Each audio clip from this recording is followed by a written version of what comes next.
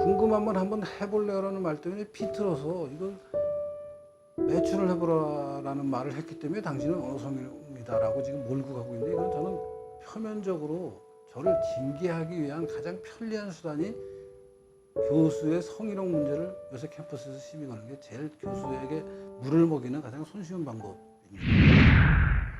네, 틀딱TV 시청자 여러분 안녕하십니까. 지금 녹화하는 영상은 제가 따로 여러분들이 강의실 현장에서 어떤 일이 있었나를 알 수 있게 했던 생생한 목소리 그대로, 또 그걸 자막 처리한 영상을 따로 한 편 올렸고요. 그거와 보완적인 관계에 있으면서 오늘 드릴 말씀이 들어간 영상은 그 여학생과 주고받은 질문이 있고 제가 답변을 하고 하는 것이 전체적인 맥락에서 어떤 맥락이었나 하는 것을 좀 이해하시는 게 사건을 전체적으로 입체적으로 이해하는 데 도움이 될 것 같아서 좀 설명을 드리겠습니다. 저는 연세대학에서 30년 동안 발전사회학 전공 분야를 제 주 전공으로 삼아왔고, 마침 가을 학기에는 발전사회학이라는 과목을 제가 사회학과 전공 과목, 전공 선택 과목으로 개설을 합니다. 그래서 그 과목은 큰 주제가 대한민국이라는 제3세계 국가에서 출발한 대한민국이라는 나라가 어떻게 해서 오늘날 선진국 문턱까지 오는 성공을 거둘 수 있었느냐, 그럼 다른 나라들은 다 그렇게 원하는데 왜 못하느냐, 그렇게 하는 것을 이해하는 그 주제를 제가 설명하고 학생들한테 그 설명에 대해서 질문할 게 있느냐, 토론해보자 하면서 이제 한 학기 수업이 진행되고, 그 문제가 됐던 강의는 이제 그 강의의 두 번째, 그러니까 아마 중간에 추석 연휴가 끼어서 9월 19일 날 이제 두 번째 강의가 있었고, 그 두 번째 강의의 주제는 식민지 시대를 어떻게 평가할 것이냐, 식민지가 우리나라가 해방 후에 근대화되는데 어떤 유산을 남겼느냐, 이게 긍정적인 면이 있느냐 혹은 아주 부정적으로만 평가해야 되는 것이냐 하는 문제를 다루는 거였고, 그런 이제 우리나라의 일제식민지 유산을 평가하기 위해서 제가 기본적으로 전 세계에 있는 식민지 경험을 자료로 설명을 합니다. 아마 그 자료는 지금 우리 PD가 영상에 제가 식민지배의 다양성이라는 표를 하나 만들어 놓은 게 있는데, 그거를 보시면서 제 말씀을 들으시면 되는데, 기본적으로 우리나라가 일본의 식민지배를 당한 것과 다른 식민지들이 유럽 열강의 식민지배를 받은 것에는 아주 큰 차이가 있습니다. 가장 큰 차이 중에 하나가 우선 식민지배의 기간입니다. 기간이 라틴 아메리카 같은 데는 스페인의 식민지배를 400년 가량 받습니다. 400년 동안 스페인의 식민지, 포르투갈의 식민지가 라틴 아메리카입니다. 아시아에서는 예컨대 인도가 영국의 지배를 200년 받습니다. 그러니까 식민지배 기간이 우리나라 같이 35년, 36년 이렇게 짧은 게 굉장히 예외적인 경우고요. 식민지배의 기간이 굉장히 깁니다. 그리고 식민지배가 시작될 때의 상황이 어땠느냐, 유럽 열강이 식민지가 있는지를 모르다가 지리상의 발견이라는, 이제 맞아, 우리가 서양사를 배우면 막 아메리카 대륙이 존재한다, 희망봉을 돌으면 아프리카를 돌아서 아시아로, 인도로 가고 막 아시아로 가서 막 향신료를 갖고 올 수 있다 하는 이런 새로운 발견을 하게 되면서 유럽이 식민지 개척을 합니다.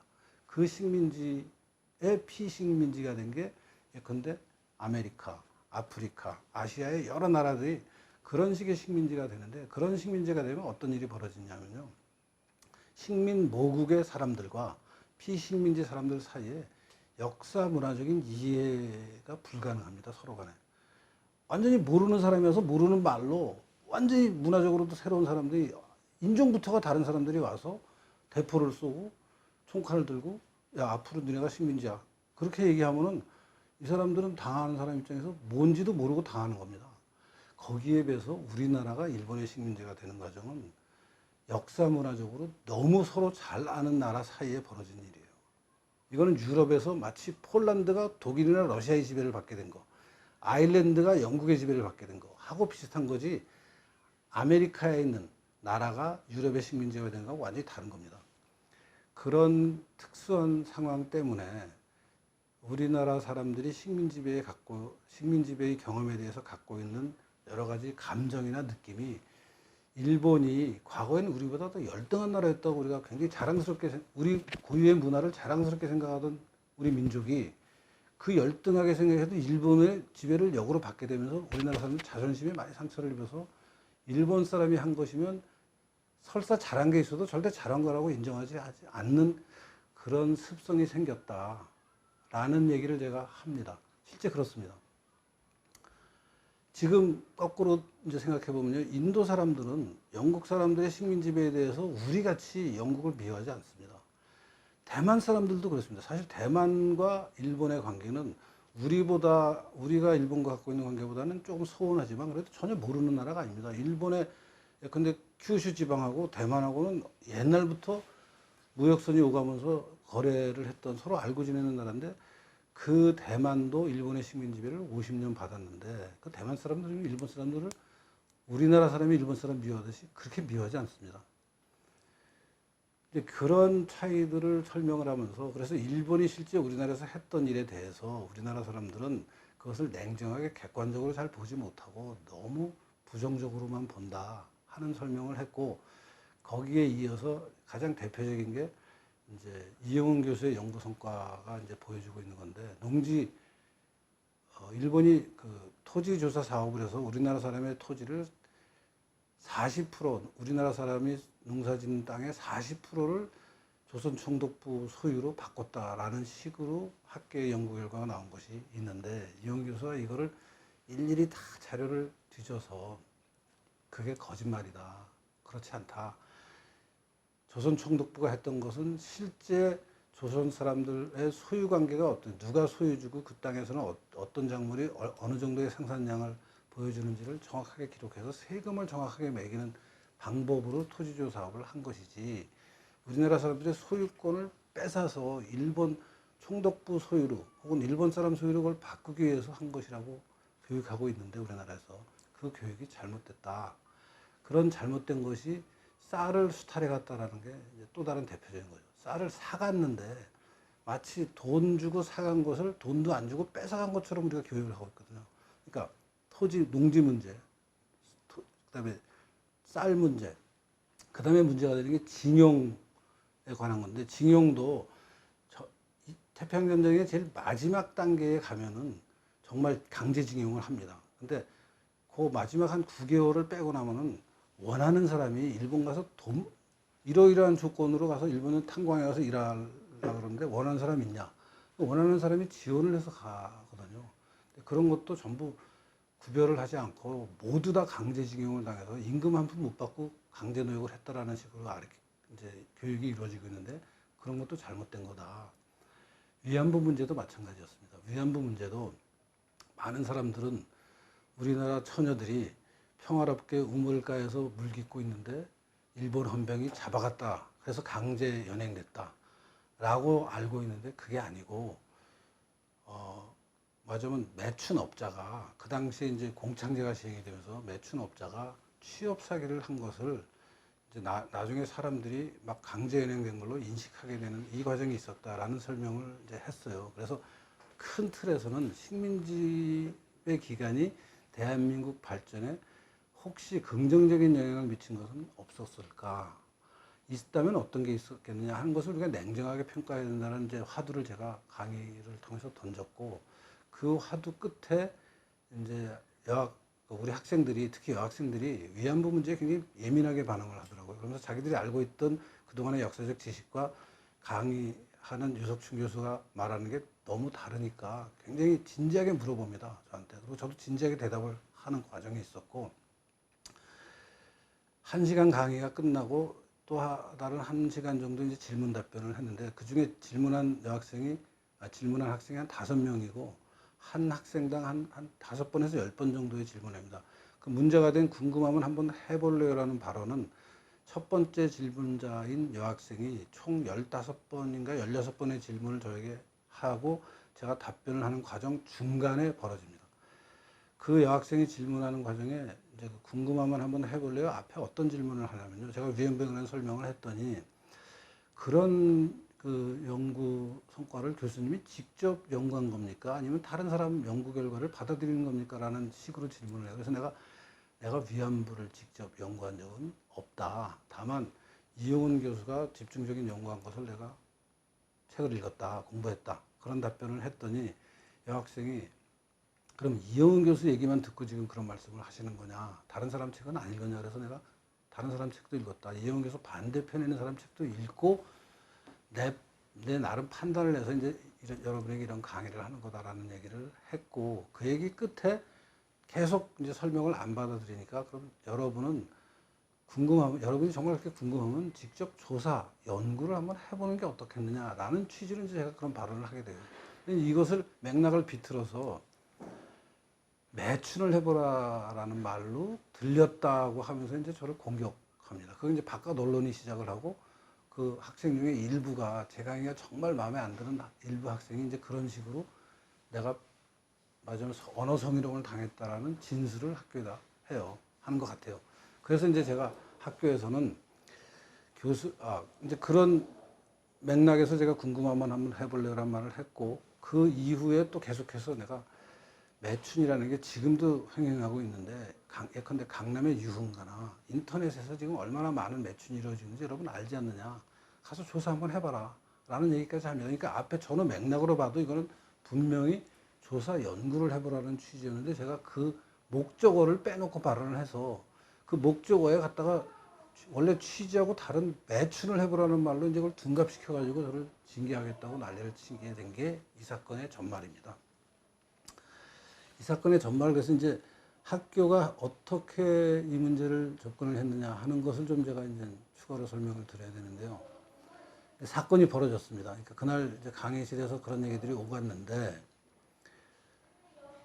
그날 저녁에 제가 집에 왔더니 이제 밤중에 심야 뉴스에서부터 유석춘 교수가 강의실에서 뭐 역사의식이 없는 말을 해서 학생들이 굉장히 그 반발을 했고, 특히 또 성희롱적인 발언을 했다, 뭐 이런 보도가 막 나오더라고요. 그래서 내가 저렇게 어이없는 보도를 할 수 있냐 하는 이제 생각을 하는데, 이제 그 다음 날이 되니까 학교에서도 뭐 학생 중에 일부가 이제 그런 취지로 유석춘 교수가 문제가 심각하다라는 이제 뭐 자보도 붙고 뭐 난리가 나더라고요. 그래서 이제 학교가 그것을 조사하는 과정에서 이제 저를 불렀어요. 그래서 성평등센터라는 데서 이제 저를 불러서 강의실에서 있었던 일 가지고 조사할 일이 있으니까 좀 출석을 해달라. 그래서 이제 제가 출석을 했습니다. 그래서 이 사건은 도대체 어떻게 성평등센터가 사건으로 만들어서 나를 조사하게 된지가 궁금합니다. 그랬더니 이렇게 답변을 하더라고요. 조사 담당자가, 학생이 신고한 것이 아니고 성평등센터가 이런 일이 있었구나 하고 인지한 것으로 해서 사건을 지금 조사하고 있습니다 라고 말을 해요. 그래서 인지를 어떻게 했냐 그랬더니 뭐 언론을 보고 알았다는 거예요. 그럼 언론을 보고 아는 거 가지고, 언론에 보도된 것만 가지고 교수가 강의실에서 강의한 것을 이렇게 문제 삼을 수 있는 게 난 너무 이상하다 그랬더니, 사실은 이제 관련된 그 여학생의 진술도 받았습니다 그래요. 그럼 여학생이 내 처벌을 원하느냐는 말을 물어봤더니 그 현장에서는 대답을 얼버무렸어요. 근데 나중에 시간이 가면서 보니까 그 발언을 한 여학생은 이 사건을 성평등센터가 인지한 사건으로 조사하는 거에는 나 반대하지 않겠다. 다만 내가 이걸 신고해서 저 발언을 한 교수를 저 교수를 처벌하고 싶다라는 얘기는 나는 그렇게 생각 안 합니다라는 얘기를 했어요. 물론 그 질문을 하고 제가 답변을 한 그 해당 여학생과 저 사이에 이제 그런 관계였고, 그런 상황이었고, 이제 그 여학생 말고도 수업에 또 수강생들이 여러 있었죠. 전체적으로 수강을 한 40명에서 50명 정도 하던 수업이었습니다. 그러니까 그 여학생 말고 다른 여학생도 또 그 제가 한 발언을 듣고 뭐 나름 불편한 생각이 들었을 수도 있고, 또 저거는 성적으로 뭐 희롱하는 게 아니고 굉장히 진지한 토론을 하는구나 하는 생각으로 강의에 임했던 학생들도 있을 수 있고, 뭐 여러 가지 학생들이 있을 수 있는데, 성평등센터는 어찌됐든 이제 성적으로 문제가 있는 발언을 한 것으로 우리는 인지를 하고 조사를 한 겁니다. 그래서 이제 그때만 해도, 그 성평등센터가 조사를 할 때만 해도 제가 실제 무슨 말을 제가 했는지를 정확히 알 수가 없었어요. 왜냐하면 누구나 그렇지만 강의를 1시간, 2시간 하면은 내가 어떤 주제로 내가 이런 어떤 얘기를 했다라는 것만 머릿속에 남아있지, 아주 구체적인 하나하나의 워딩을 100% 기억할 수는 누구도 없습니다.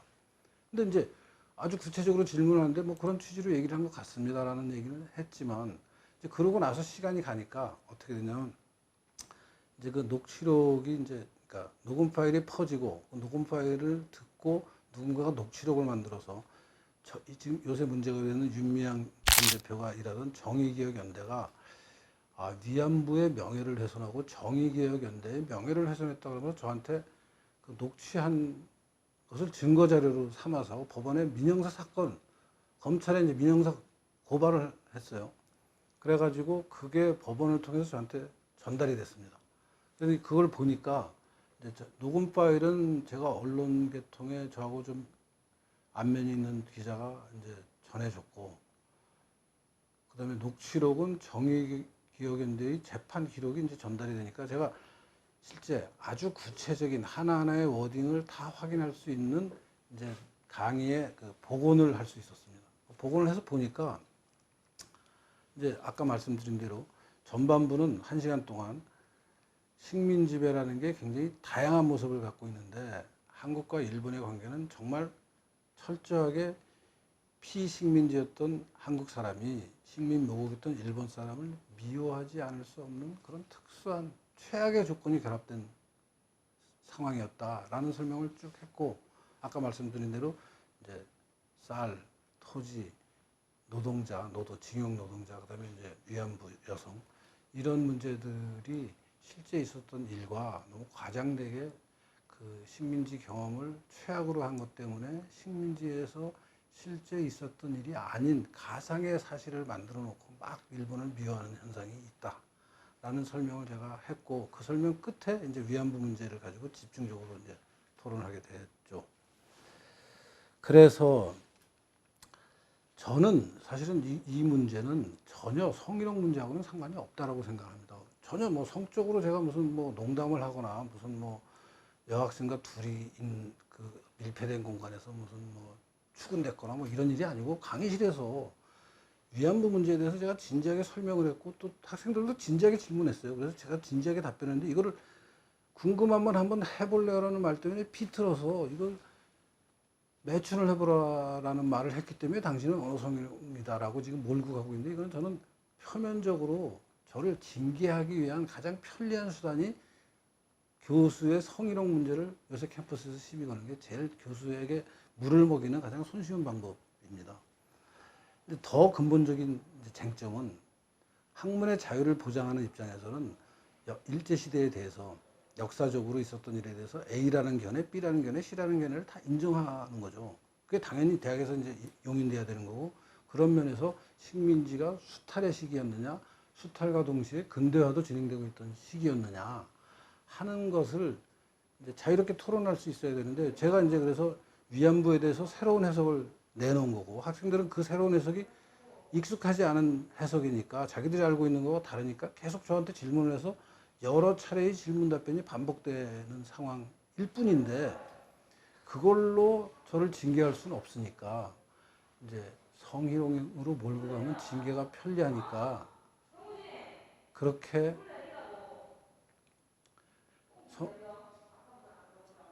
성희롱으로 이제 이걸 몰고 가면은 교수를 징계하기가 편하니까, 성희롱 몰고 가면은 교수를 징계하기가 편하니까 이제 그렇게 새로운 방법으로 뭐 본질적인 방법이 아닌 우회하는 방법으로 징계를 하기 위해서 성희롱 문제를 자꾸 시비를 거는 게 아닌가 하는 판단이 그런 판단이고요. 저희 이런 판단을 뒷받침하는 상황이 있습니다. 그 증거 자료가 제가 좀 말씀을 좀 드릴 게 있는데요. 그 이후에 절차가 길어서 학교의 징계 절차가 이렇습니다. 우선은 윤리인권위원회라는 데서 이제 그 징계 문제를 의논을 하고, 그 다음에는 교원 인사위원회라는 데서 또 징계를 할 것이냐 말 것이냐 하면 징계의 수위를 어떻게 할 것이냐를 논의를 하고, 그것을 마지막으로 징계위원회에 올려서 징계위원회가 학교의 최종적인 징계 여부와 징계의 수위를 결정합니다. 그래서 이제 최종적으로 2020년 5월 5일 날 징계위원회가 저에게 정직 1개월의 징계를 한다라는 통보를 하고, 그 징계 결정 이유서를 저한테 보내줬어요. 그 이유서에 보면 여러 가지 얘기가 있는데 징계위가 판단한 이유를 요약하면 이렇습니다. 첫 번째, 교수 본인은 그 발언이 연구를 해보라는 취지의 발언이라고 주장하고 있다. 두 번째, 징계위는 이 발언이 언어 성희롱에 해당하는가에 대한 사실적 판단만을 내리고 정치적인 입장에서 해석될 수 있는 학술적인 부분은 논의에서 배제하였다. 즉, 위안부를 강제 연행된 사람들로 볼 것이냐, 취업 사기당한 민간에서 취업 사기당한 사람들로 볼 것이냐 하는 부분이 이제 학술적인 부분이고 정치적인 입장에서 해석될 수 있는 부분인데 이 부분에 대한 판단은 안 한다라는 얘기를 합니다. 지금 징계위가. 세 번째, 2020년 2월 작성된 성폭력대책위원회의 결과보고서에 따르면 이게 윤리인권회에 보고된 성폭력대책위원회의 보고서입니다. 해당 발언의 대상자인 여학생이 성평등센터로 연락을 하여 성인지 사건으로 처리하는 것에 동의하였고, 즉 해당 발언의 대상자인 여학생이 성평등센터로 연락을 해서 이거를 내가 신고하는 게 아니다라고 했어요. 이걸 성인지 사건으로 해달라는 게 맞으면 당신들이 인지한 사건으로 하는 것에 동의하고, 성평등센터 면접조사에 응한 당시 수강생들, 그러니까 성평등센터가 다른 수강생들도 면접조사를 했습니다. 면접조사에 응한 당시 수강생들도 직접적으로 성매매를 권유한 것으로 생각한다. 그런 발언을 제가 했다고 자기들은 그렇게 들었다는 거죠. 명백한 성희롱 발언이다. 수업 중에서도 그 말이 나오자마자 굉장히 웅성웅성해졌고 시끌시끌해졌다라는 등의 진술을 해서, 그런 진술을 성평등센터의 결과보고서가 학생들이 그런 말을 했기 때문에 성평등센터의 보고서에 그런 말이 쓰여 있어서 해당 발언의 대상자 학생은 물론 당시 수업을 들었던 학생들이 이 사건을 성인지 사건으로 보았음이 인정된다. 즉 그렇기 때문에 성적인 희롱이 문제가 되는 사건으로 우리는 보겠다라는 게 이제 징계위의 판단이에요. 네 번째, 징계위의 판단에서 네 번째 단계입니다. 부주의한 언어 행위로 인해 발생한 오해라고 하여도 징계 대상자의 언어 행위로 인한 본 사건이 해당 발언을 들은 대상자 및 수강생들에게 있어서는 성인지 사건으로 여겨지고 있는 만큼 학생들이 성적 모욕감을 느끼도록 한 언어 성희롱에 해당되는 것으로 판단한다. 그래서 교원으로서의 품위를 손상하는 행위로 본다. 이게 이제 징계위원회가 저를 징계하는 가장 중요한 판단이죠. 이게 언어 성희롱이라고 우리는 자기들은 본다라는 거예요. 다섯 번째, 마지막입니다. 해당 여학생과 수강생들의 수치심을 불러일으킨 사안으로 정직 이상의 중징계에 처할 수 있는 중과실로 본다라는 게 징계의 판단이에요. 그래서 정직 1개월을 한다라는 게 이제 이유서에 나온 5가지 단계의 이유입니다. 근데 이제 요 판단에 저는 상당한 문제가 있다고 생각하는데 말씀 계속 드리겠습니다. 이상과 같은 징계위원회의 의결 이유는 다음과 같은 문제를 가지고 있습니다. 첫째, 징계위가 세 번째 판단한 것, 즉, 이제 이러저러한 그 학생들이 직접적으로 성매매를 권유한 것으로 나는 생각했다. 명백한 성희롱 발언이다. 수업 중에 그 말이 나오자마자 웅성웅성해졌다. 시끌시끌해졌다. 이런 발언이 있는데, 이런 진술은 수업의 상황을 객관적으로 보여주는 녹음 파일, 그리고 녹취록에는 전혀 나타나지 않습니다. 녹음 파일을 들어보시면 알겠지만 제가 이 말을 했을 때 웅성웅성하거나 교수님 어떻게 그런 성희롱적 발언을 하실 수 있어요? 하는 반발이나 이런 게 없습니다. 그냥 진지하게 매춘에 대한, 위안부에 대한 논의를 학생들이 던지고 제가 답변을 이어갔어요. 그러니까 전혀 성희롱이 문제가 돼서 뭔가 분위기가 흐트러지는 모습이 강의실에서 확인이 안 됩니다. 그것 때문에 제가 다른 영상에서 그거를 그대로 녹음된 것을 그대로 보여주는 영상을 지금 제가 보실 수 있게 해놓은 겁니다. 수업을 마칠 때까지 언어 성희롱 문제에 대한 학생들의 반발은 아예 없었습니다. 위안부 문제에 대한 진지한 토론이 이어졌을 뿐입니다. 결국 징계위원회는 학문의 자유에 대한 탄압이 될 수 있는 정년을 앞둔 교수에 대한 징계라는 대학 내에서 매우 중요한 의사결정을 하면서 가장 중요한 증거는 음성 파일이죠. 수업에서 무슨 일이 있었는지를 생생히 보여주는 음성 파일. 물론 그 음성 파일은 제가 만든 게 아니고 학생이 제 동의 없이 일방적으로 만들어서 외부에 유출해서 돌고 돌아서 저한테도 왔던 거지만, 가장 중요한 그 증거를 제대로 확인하지 않았습니다. 웅성웅성하지 않았어요. 근데 그것을 사실로 지금 받아들이면서 저를 징계하고 있는 겁니다. 그러니까 결국 가공된 허위 사실을 토대로 징계 결정을 했습니다. 두 번째, 궁금하면 한번 해볼래요라는 발언의 상대방인 학생은 일부 시민단체가 제가 그 발언한 것에 대해서 모욕을 했다고 해서 저를 고소고발을 했어요. 시민단체가, 제3의 시민단체가. 그런데 이 모욕 혐의는 친고죄라 그 발언을 들은 사람이 나 모욕을 느꼈다고 그래서 처벌을 해달라고 해야 성립하는 겁니다. 근데 그 여학생은 고소 의사가 없다라는 뜻을 밝혔습니다. 이 사실은 연합뉴스 2019년 11월 11일 보도를 찾아보시면 확인할 수 있습니다. 그래서 이 시민단체는 저에 대한 모욕 혐의 고발을 취하합니다. 또한 2020년 4월 22일 진행된 징계위원회의 추가 소명 과정에서 징계위원회는 해당 학생이 명시적으로 성폭력대책위원회의 조사에 응할 생각이 없다고 한 사실이 있음을 스스로 밝힙니다. 징계위에서 제가 징계위원들의 질문 답변을 하는 과정에 제가 어떤 말을 했더니 징계위원 중에 한 분이 그 여학생은 그렇게 안 하려고 했다고 밝힌 걸 우리가 알고 있다고 얘기를 하더라고요. 그럼에도 불구하고 이 사건 발언의 대상자 및 수강생들 사이에 성인지 사건으로 여겨지고 있다고 아무런 객관적 증거 없이 징계위원회가 판단을 한 것은 명백히 잘못된 판단이죠. 마지막으로 제가 항변하는 겁니다. 이 사건은 녹음한 강의 내용을 외부 언론에 유출한 성명미상의 학생이 의도하는 방향으로 재구성된 사건입니다. 본질은 위안부에 대한 새로운 해석과 토론에 재갈을 물려서 학문의 자유를 억압하고자 만들어진 사건임에도 불구하고 마치 징계위는 단순한 언어 성희롱 사건같이 포장을 해서 징계를 하고 있습니다.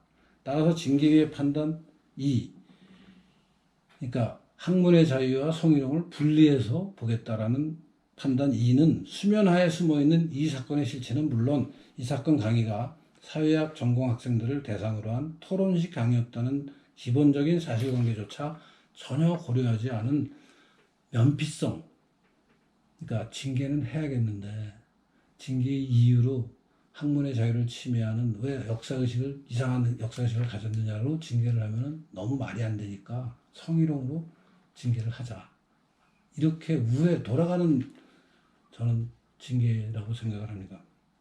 그래서 이런 사유로 저는 연세대학교 징계 결정에 불복하고 이 사건을 지금 현재 서울 민사지방법원에 민사 사건으로 본안 소송은 징계 결정이 잘못됐다라는 소송을 했고 또 그 징계 결정이 잘못됐기 때문에 긴급히 징계 결정을 효력 정지시켜야 된다라는 가처분도 신청을 해놨습니다. 그 결론이 어떻게 날지는 법원의 판단이 최종적으로 모든 의사결정을 확인해 줄 겁니다.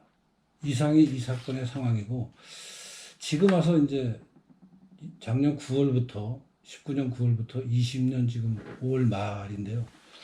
약 8개월, 9개월간 이 사건을 겪으면서 참 여러분들 시청자 여러분도 많이 보셨겠지만 제가 실제 강의에서 한 얘기를 오늘 들어보시니까 교수가 그 정도 얘기는 강의에서 할 수 있는 거 아니야? 그리고 역사 해석을 저 정도 새롭게 할 수 있는 거 아니야? 그리고 학생들하고 질문 답변하다 보면 말을 좀 본의 아니게 빨리 말하고 이렇게 약간 그 토론식 강의에서는 어느 정도 약간 흥분, 제가 크게 흥분한 것은 아니지만 대화를 하다 보면 목적어를 생각할 수 있는 거 아니야? 그럼 저렇게까지 저게 징계받을 일이야? 그냥 해프닝으로 끝내야 되는 거 아니야? 하는 생각을 저는 하시는 분들이 많을 거라고 생각해요. 근데 이것을 이렇게 끌고 가니까 저는 지난 가을부터 강의 하나 못했죠. 봄에도 강의 못하죠. 작년 9월 학기에 두 과목 하던 거 중에 문제가 된 과목은 강의를 못하게 했고 문제가 없었던 강의는 계속 했죠. 그러니까 한 과목 이미 강의를 못했고 이번 봄학기 2020년 봄학기에는 사실은 대학원까지가 세 과목을 강의하는 게 이제 여러 가지 사정상 협의가 돼서 진행이 됐는데 이제 학생들이 저 역사의식이 잘못된 사람이 강의하는 것을 우리 받아들일 수 없다라는 주장을 하니까 학교가 강의를 못하게 했어요. 뭐 강의를 못하게 하는 게 징계의 공식적인 그 표현은 아닙니다. 이건 징계 이전에 이제 임시적인 조치이긴 한데 사실상 저는 징계라고 봐요. 왜냐하면 대학 교수가 강의를 못하면 뭘 합니까? 이게 연구와 강의하는 게 대학 교수의 본질적인 활동인데 강의를 못하게 하는 거예요. 그러니까 저는 사실 징계를 이미 당했다고 생각을 하는데 거기에 더해서 또 이게 뭐 중징계 결정을 하니까 제가 도저히 수용을 할 수 없어서 지금 이런 방송까지 하게 됐고요. 앞으로는 이렇게 제일하고 관계된 이제 제일하고 관계된 게 오늘 그 연세대 사건에 관한 그 발언을 길게 했고 또 앞의 영상에서는 박근혜 대통령을 출당시키게 되는 과정과 이유에 대해서 제가 설명을 했는데 이 두 가지는 그동안 저에 관심을 갖고 있는 분들이 저를 한편으로는 긍정적으로 생각하다가도 다른 한편으로 좀 안타깝게 생각하는 분들은 이 사건의 실상을 잘 모르고 제가 일일이 뭐 그분들을 만나 뵙고 다 설명할 수도 없고 해서 이런 영상을 만들어서 출당 문제, 박근혜 대통령 출당 문제하고 연세대 사건에 대해서는 좀 이렇게 세세하게 아주 디테일한 것까지도 설명을 드려서 판단은 이제 시청자들이 하실 겁니다. 제 설명을 듣고도 그래도 여전히 잘못한 부분이 있으니까 좀 너는 징계를 받아야 된다. 징계에 해당된다. 라고 생각하실 수도 있고요. 뭐 그렇게 생각하시면 제가 그건 받아들여야죠. 또 어떤 분들은 그 말을 듣고 보니까 유석준 교수는 별 잘못이 없는데 학교가 너무하는 거 아니냐. 바깥 언론이 너무하는 거 아니냐 하는 생각을 하실 수도 있습니다. 뭐 그런 생각을 하신 분들이 많으면 저로서는 다행이고 그렇지 않으면 어쩔 수 없고 저로서는 하여튼 있었던 일을 제가 겪었던 일을 가장 구체적으로 또 가감 없이 과장 절대 하지 않았습니다. 있는 대로 보여드렸으니까요. 판단해 주시고 만약에 여전히 유석준 괜찮은 사람이라고 생각을 하시면은 좋아요 눌러주세요. 감사합니다.